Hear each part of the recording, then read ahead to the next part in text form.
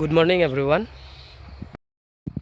আজি ৰাতিপুৱাই ভিডিঅ'টো কৰিবলৈ ওলালোঁ। খুব ৰাতিপুৱাই হৈছে, এতিয়া বৰ্তমান 8টা বাজিবৰ হ'ল, 15 মিনিট বাকী আছে। মই কি কাৰণত ভিডিঅ'টো কৰিবলৈ ওলাইছোঁ আপোনালোকে গম পাব অলপ পিছত। মই বৰ্তমান আছোঁ ধানৰ পথাৰৰ মাজত, মানে আমাৰ ধাননি পথাৰখনৰ মাজত। আপোনালোকে দেখিবলৈ পাইছে চাৰো চাইডে ধানেই ধান। ধান বেছি বেয়া নহ'ল, যিমান ভাবিছিলোঁ সিমান বেয়াও হোৱা নাই ধান। তাৰে মাজতে এই বৰষুণ দুইজাক যদি নাহিল হয় তেতিয়াহ'লে ধানৰ অৱস্থা অলপ বেয়া হ'ল হয়, কিন্তু এতিয়া ধানখিনি ইমান এটা বেয়া হোৱা নাই। দেখিবলৈ পাইছেনে গাইজ, এনেকৈ যে আমি ধানবিলাক যে পেলাই থৈ গৈছিলোঁ, কি কাৰণত পেলাই থৈছোঁ আপোনালোকে গম পাব অলপ দেৰিকৈ। মানে আমি মানুহ লগোৱা নাই, আজিকালি মানুহ পোৱাটো খুব টানেই। ধান কাটিবলৈ বহুতে আহিব ইচ্ছা নকৰে, ৰ'দৰ কাৰণে হওক বা কষ্টৰ কাৰণে হওক, কষ্ট কৰিব নোখোজে মানুহবিলাকে। সেনেকৈ আমি এখন মেচিনৰ মানে কি কথা শুনিলোঁ, সেই মেচিনখনৰে আমি ধান কাটিব মাতিলোঁ মানুহজনক। মানুহজন আমাৰ ওচৰৰে। যোৱাকালি আহিছিল মানুহজন, পিছে মই লগ নাপালোঁ। বাকী অলপমান ৰৈ গ'ল, ৰৈ যাওঁতে মই ভাবিলোঁ ৰাতিপুৱা যিহেতুকে আহিছে গাড়ীখন বা মাতিছোঁ ৰাতিপুৱা, সেই হিচাপত মই ভাবিলোঁ এটা ভিডিঅ' আপোনালোকৰ মাজত প্ৰস্তুতি কৰি দিওঁ। আপোনালোকে ভিডিঅ'টোৰ শেষলৈকে চাই থাকিব, ক'ত কেনেকৈ মানে কি গাড়ীখনৰে মানে মেচিনৰ যিখন গাড়ী বুলি কৈ আছোঁ সেইখন মানে কেনেকৈ ধান কাটে আপোনালোকক সকলোবোৰ মই দেখুৱাই আছোঁ। আপোনালোকে স্কিপ নকৰাকৈ ভিডিঅ'টো চাই থাকিব।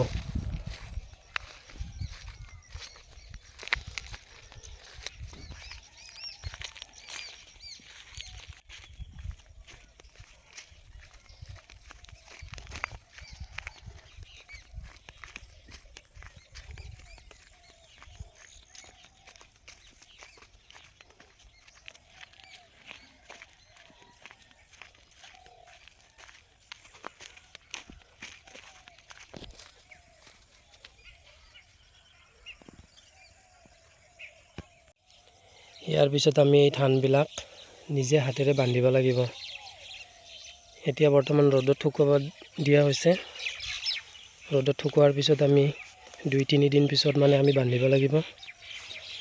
মানে এটা সুবিধা গাড়ীখনৰে মানে কি ধুনীয়াকৈ মানে কি শাৰী পাতিকৈ মানে কি ধানবিলাক থৈ যায়। ধানটো কাটা যাই আছে, এইফালে মানে কি শাৰী পাতিকৈ মানে কি মেলি দিয়াৰ নিচিনা হৈ আছে ধানবিলাক, সেইটো এটা সুবিধা। কিন্তু মানুহ এজনটো তথাপিও লগাবই লাগিব, মানে কি বান্ধোতে, বা ঘৰৰ মানুহে হওক কোনোবা এনেকৈ বান্ধিব লাগিব আৰু।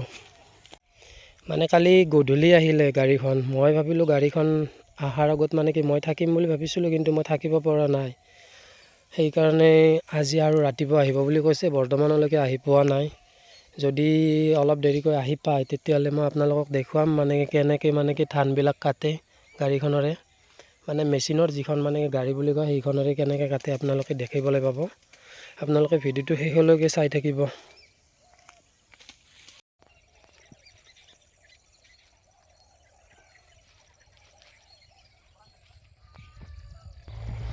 আৰু বহু সময়ৰ অন্তত ধান কটা যিখন গাড়ী বুলি কৈছিলোঁ, মানে মেচিনৰ গাড়ী, এইখন আহি পেলাই আপোনালোকে দেখিবলৈ পাইছে। এইখনেই হ'ল মানে ধান কটা মেচিন বুলিও ক'ব পাৰি।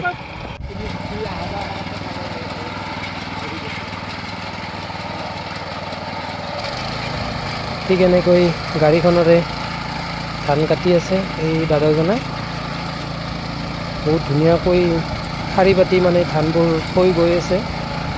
মানে ইমান কষ্ট হোৱা নাই, মানে কি আমাৰো ইমান কষ্ট নহয় যেনেকৈ মানে কি কাটিছে ধানবোৰ। ধুনীয়াকৈ ৰ'দত শুকোৱা যাব 2 দিনলৈকে। তাৰে পিছত আমি ইয়াৰ ধানবিলাক মানে বান্ধিব লাগিব, মুঠা মুঠাকৈ বান্ধি কিনে ইয়াৰ পৰা নিয়াৰ কাৰণে ব্যৱস্থা কৰিব লাগিব। সেইখিনি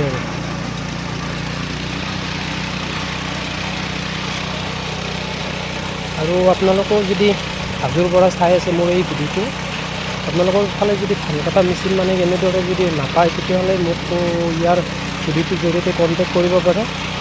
মোলৈ এটা মেছেজ দিলেই হ'ল, মই দাদাজনলৈকে মই পঠাই দিম। ক'ত লাগে আপোনালোকৰ এড্ৰেছটো দি দিব, কোনফালে যাব লাগে।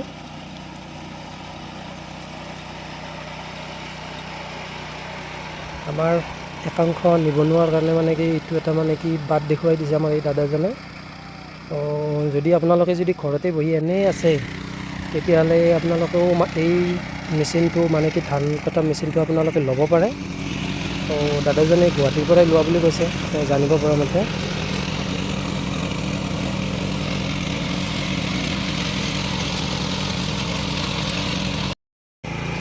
গাইজ হাজো আহি পালাক এনেকুৱা ধৰণৰ প্ৰযুক্তিৰ মানে কি ধান কটা মেচিন। আপোনালোকৰ ফালে এনেকুৱা মেচিন গৈছেনে যোৱা নাই আপোনালোকে কমেণ্টত জনাবচোন। আজি মানে আৰু মানে 5 দিন হ'ল মানে এইখন মানে কি ক্ৰয় কৰিবলৈ। বেছি দামো নহয়, 1.5 লাখ টকীয়া বোলে এইখনৰ দাম। কিন্তু ইয়াৰ মই যিখিনি জানিবলগীয়া কথা সেইখিনি আপোনালোকক মই ভিডিঅ'টোৰ মাধ্যমেৰে মই জনাম। আপোনালোকে ভিডিঅ'টো চাই থাকিবচোন।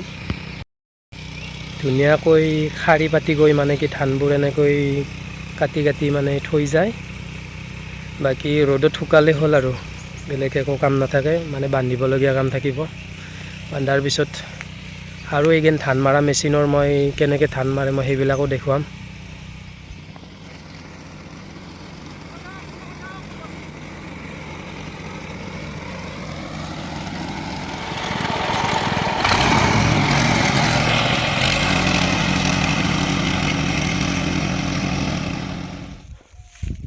গাড়ীখন কিমান দিন হ'ল ল'ব? গাড়ী ল'ব 15 দিন হ'ল। 15 দিন হ'ল। এনে কিমান দিন মানে কি কিবা ট্ৰেইনিং চেইনিং লৈছেনে গাড়ীখনৰ ওপৰত? ট্ৰেইনিং বিশেষ লোৱা নাই, মোক নিজে নিজে মানে শিকিছা মানে? ঠিকে আছে। বাকী গাড়ীখনৰ দাম কিমান মান লৈছে এইখনৰ গাড়ীত? গাড়ীখনৰ দাম 1,60,000। 1,60,000 গাড়ীখনৰ দাম। দিনটোত এনে কিমান ঘণ্টা মানে কি চলাব পাৰি গাড়ীখনৰে?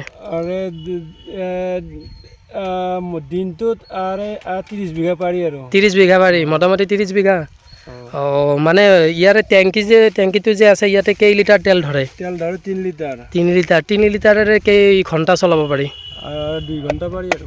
2 ঘণ্টা, মিনিমাম 2 ঘণ্টা পাৰি আৰু।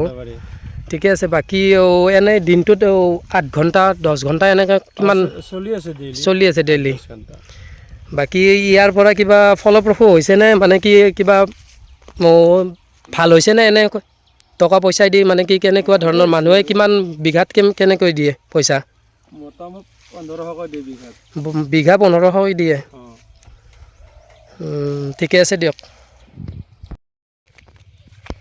তো গাইজ এনেকৈ মই দেখালোঁ আপোনালোকক মেচিনৰে কেনেকৈ ধান কাটে।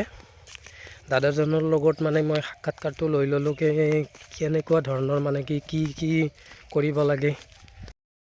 দাদাজনৰ পৰা যিখিনি জানিবলগীয়া আছিল মই এই ভিডিঅ'টোত মই ক'লোঁ। বাকী দাদাজনে সিমান এটা ভালকৈ ক'ব পৰা নাই। তেওঁ যাতে আৰু ভালদৰে প্ৰশিক্ষণ লৈ আহি কিনে মানে কি ক'ত কেনেকৈ মানে কি প্ৰব্লেম হ'লে কিবা ছল্ভ কৰিব পাৰে সেইটোৰ কাৰণে অলপ নজৰ দিব লাগে। বাকী এনেকৈ হাজোত এইখনেই ফাৰ্ষ্ট মই দেখিলোঁ। বাকী আপোনালোকৰ ফালে যদি গৈছে যদি ভালেই কথা, মানুহৰ সুবিধা হ'ব। এনেকৈ ধান কাটিলে অলপ কম টাইমতে ধানবোৰ কটা হ'ব। তো ভিডিঅ'টো আজিলৈ ইমানে। ধন্যবাদ।